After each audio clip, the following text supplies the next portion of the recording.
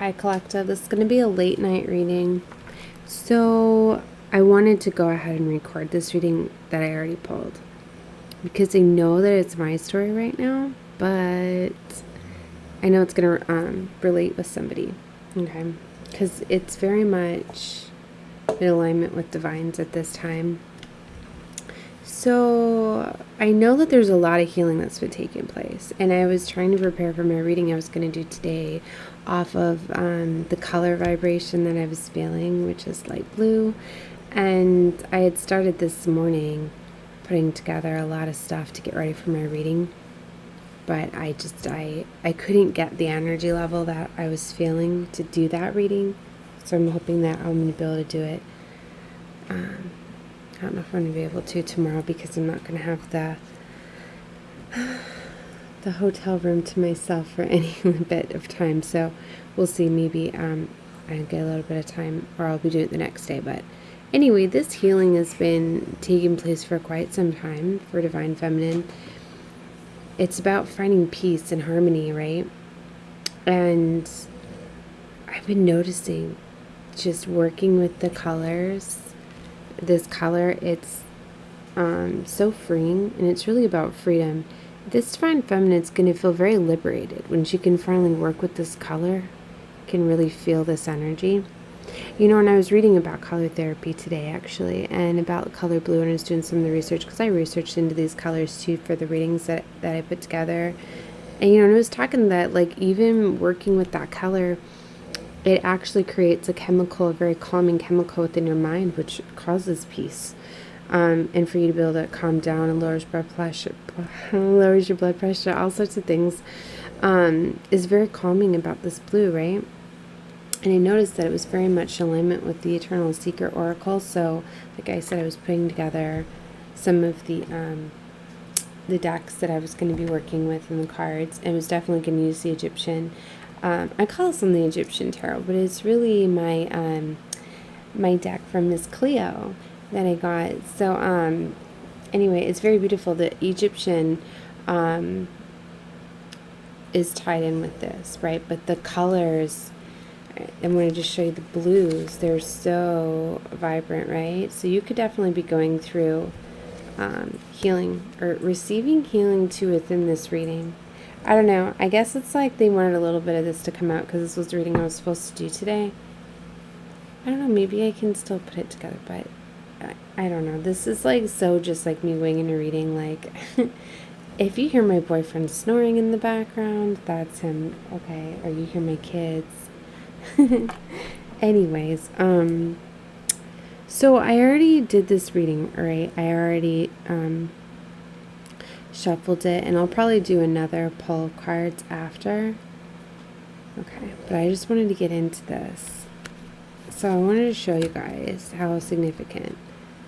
You don't often see the Hierophant and the High Priestess out in a reading right next to each other unless it's very, very important, right? These are the last two cards right next to each other. Right underneath the Hanged Man and Seven of Swords. So there's definitely something that is in the way. Wow, my candle just popped. It cracked. Oh my gosh. Look, as I say that, it's just, my candle just broke. Got too hot, right? Too much, the flame was too close to the glass and it broke. But what's significant is that happens right when I say that, right? All about synchronicities. Oh, I was going to show you the devil's on the bottom. That's the overall energy. And for me, the bottom has always been what you're often not seeing. It could be the future. Some readers will take it as what's to come, what you're not seeing. But look at it, just slid it like that. Two of Cups, or the Ten of Cups. Why I said the two is because I had already looked. The Wheel of Fortune is next to the Ten of Cups, and next to that is the Two of Cups. So see, there's definitely, this devil is definitely meddling, okay, with the family with 10 of Cups. This is a destined connection. This is divines, right? This represents divine masculine, divine feminine, the highest spiritual cards.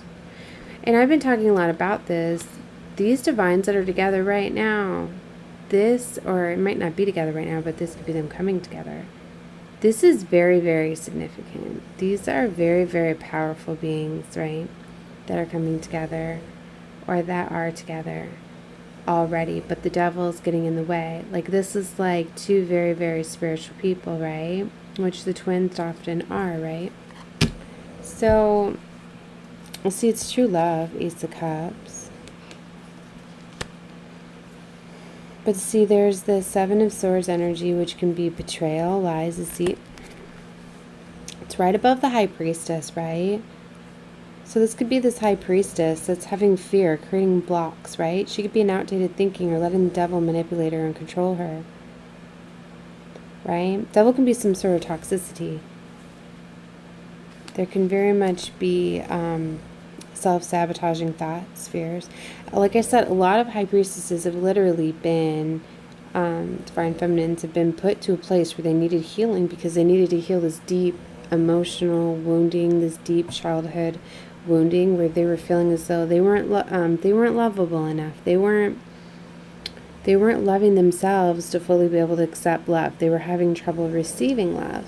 And then I've been talking a lot about this very, very powerful Empress that's realized that she's been people-pleasing and giving her energy away and reclaiming that energy and pouring that love into herself. What I'm getting is that this Hierophant, right, the Emperor, Divine Masculine, is waiting, right? And it's being very patient, so it's getting this very patient energy, right? See, and there's this snake that is hanging this man upside down here.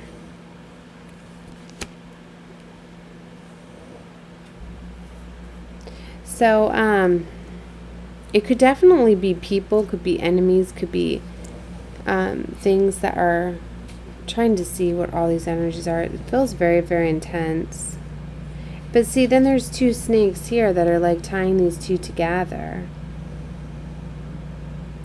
This is very much a very spiritual bound connection. That's what I mean, is it's meant to happen, but I'm hearing don't play with fire. There's the devil is definitely meddling. Somebody is meddling. There's a bunch of fire behind there too. Look at that fire on water. See that?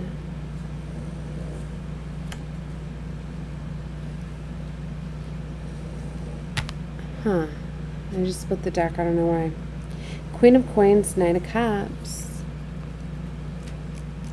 There's some sort of offer that's going to be coming. Maybe for some of you, you need to be careful because this devil, this could be some sort of karmic that's going to be coming in, trying to offer something, trying to get in the way, trying to break these two apart. Because I'm getting some like these two are already bound together.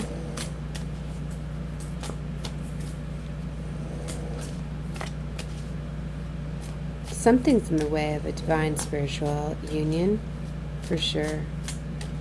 See, and you could take this as there was healing that was done in the past, because this is my past position, this is my present position, this Queen of Staffs. This is somebody that is very, very strong, taking action, charge, control of her life.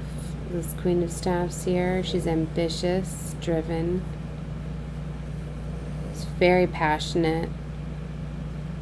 It's definitely a leader, right? But then in the near future is the Hanged Man. So this is a new perspective, a release, a surrender. And right next to it, it's the Seven of Swords. So it needs to let go of this fear or let go of this devil energy. It could be somebody in your current energy already that needs to be let go of, that is creating this. Maybe they're not seeing it in new perspective, but I do have the Knight of Staffs here, so somebody is coming in. Four of Staffs is a union. See, could they be celebrating because they finally get rid of this toxicity and let this go, and then they can finally officially have union? because for whatever, there's something in the way here.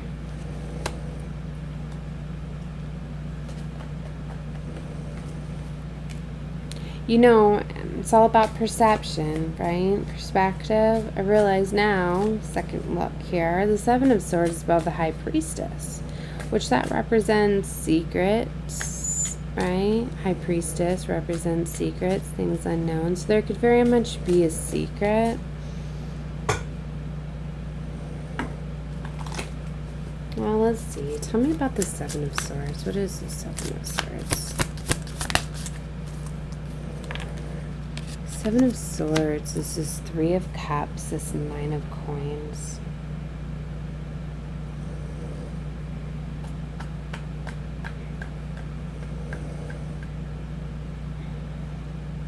Three of Cups is about celebrating, coming together. And that Nine of Coins is that single, independent energy.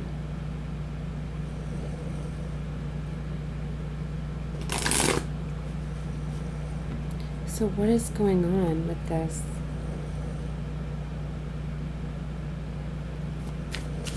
It's such confusing energy for me. It's this King of Cups.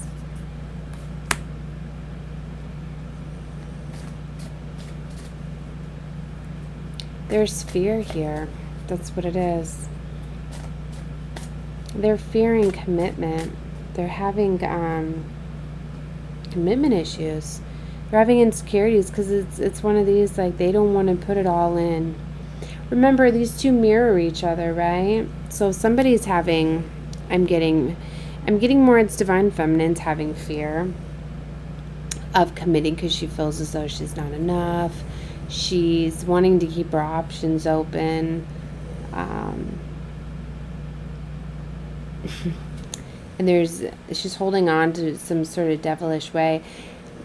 The masculine here, the divine masculine's feeling this, so he's in the same energy. He's going to keep his options open too, because that's, you know, you're fully not committing to me, I'm fully not going to commit to you. And they don't realize, though, it's really fear. For Divine Feminine, it's like, it's fear. She's fully not committing because it's like she wants to have a fallback plan, right? Where it's like she won't be heartbroken if this doesn't work out. She's not trying to pursue it, right? But Divine Masculine, they feel this energy and they're in that energy like, I'm not gonna commit. They like having their options, their independence. But there's this Knight of Swords. It's sleepless nights. It's weighing on them.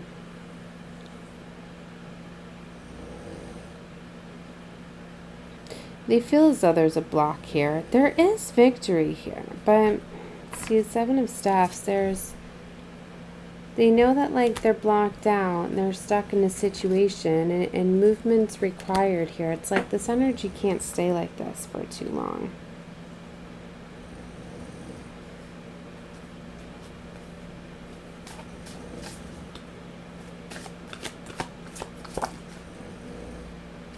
King of Swords. Communication needs to be had here.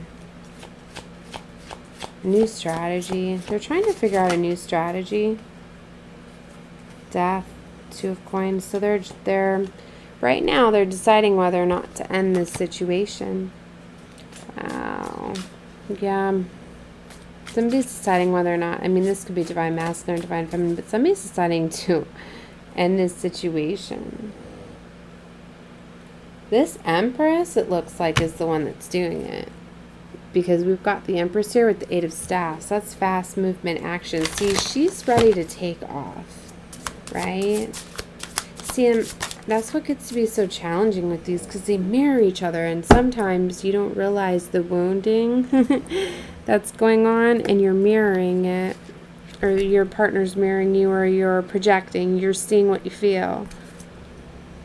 So it's like she could be seeing it all wrong. The devil's really got a hold of her mind. What's interesting is I felt guided to a crystal tonight.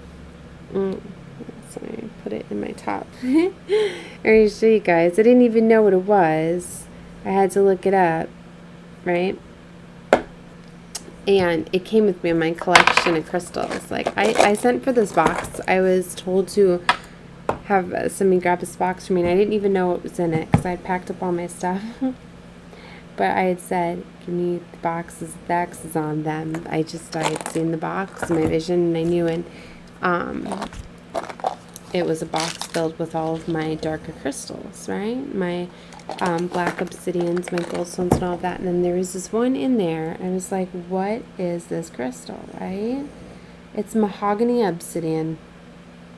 So I feel that's very significant. And this talks about it's a strong protective stone that absorbs negative energies in its surrounding. It shields against bad vibes, okay? And it pulls out tension and stress, and it also helps let go of unhealthy attachments, bonds, because I'm feeling for some of you, it's like you have connections from past relationships, right? Exes and things like that, where you're still connected, and if they're projecting and pulling on your energy and trying to do spell work and things like that, that could be messing with your thoughts. So maybe for some of you, you know, when you do a cord cutting ritual, or finding ways to cleanse your energy, reclaiming your power, working with crystals. So I felt to bring that crystal up for somebody. So yeah, I just started working with it about an hour ago. We're gonna see, but I pulled out some more cards out there. So see, yeah, there's a decision that needs to be made here with the Two of Wands. But see, there's this Three of Swords. Here's heartbreak, betrayal, with this Queen of Coins, the Star, and the King of Staffs. So there's a heartbreak, right? But there's a new, I mean, what is she doing? You see, she's keeping her options open with the Lover. See, there's a choice of lovers here. There's a new beginning that's fair and balanced and would require movement. But see, she don't want to make a decision. She don't want to feel the heartache. But it's like as soon as she does, there's going to be healing.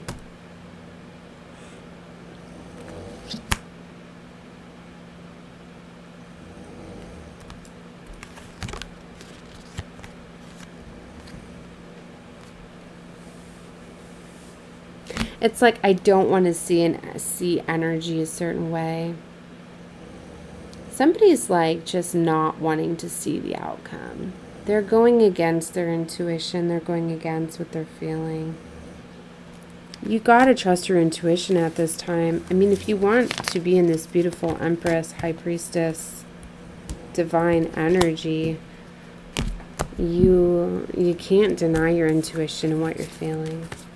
So, all right, I'm going to leave that there because, you know, this is just to give you a little bit of guidance. You ultimately have to decide what to do. Hopefully this helped you. You know, if it did, definitely like the video, comment part of your story, and, you know, it can help others.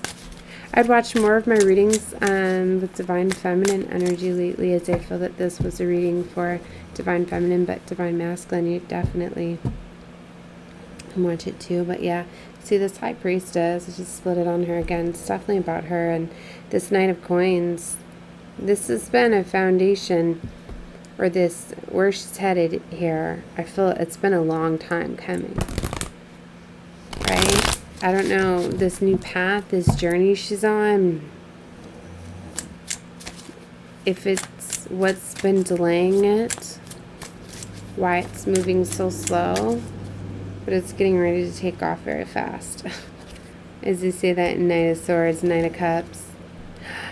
Oh, for some, there's a real, that Emperor is stepping it up with the love offer. Remember how I was saying, look how the Seven of Swords just slid out like that. See?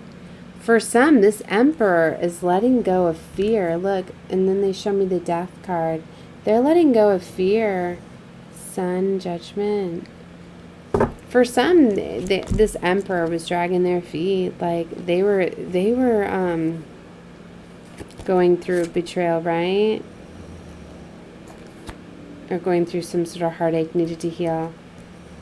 And they know that they have to come in and offer something. This Empress is very powerful magician. For some of her, this Empress healed herself, and by healing herself, it triggered her masculine or counterpart Emperor to heal themselves and come in. But yeah, this Emperor definitely has a choice to, like I said, it's mirroring energy. But somebody needed to heal from the devil, addictions, toxicity, right? Could be to drugs, alcohol, patterns, sabotaging thoughts, just having a fear of commitment. Some of these emperors were dealing with abandonment issues from deep childhood wounding, feeling as though they weren't loved enough. So they kind of stay in this energy like, I'm going to leave you before you leave me so you won't hurt me as much type of energy. You know, so that's why they were keeping their options open, because they could feel you weren't fully in it. So, yeah, these two definitely, I feel it's on both sides. They both have to decide to step it up and come together in spiritual union. Wow. It's going to happen fast, though. So, timeless reading, but it's intended for whenever you find it. All right, guys, love and light to all of you. Bye.